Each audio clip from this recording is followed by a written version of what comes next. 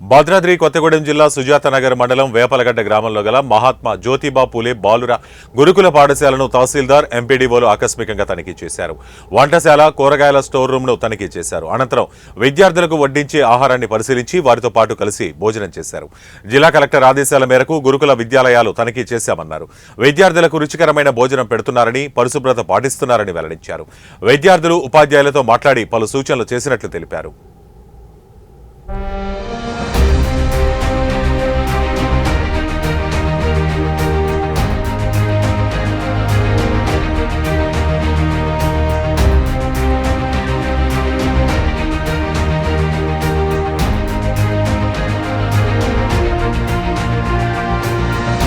శిరీష, తహసీల్దార్ సుజాతనగర్.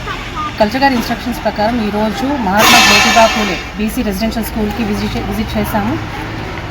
మొత్తం ఫుడ్ ఎలా ఉంది అనేది ఇన్స్పెక్ట్ చేశాము. అంతా కూడా క్వాలిటీ చాలా బాగుంది. మెనూ ప్రకారమే వాళ్ళు ఫుడ్ ఇస్తున్నారు. అండ్ నేను కూడా కలిసి అందరితో భోజనం చేశాము. టేస్ట్ కూడా చాలా బాగుంది.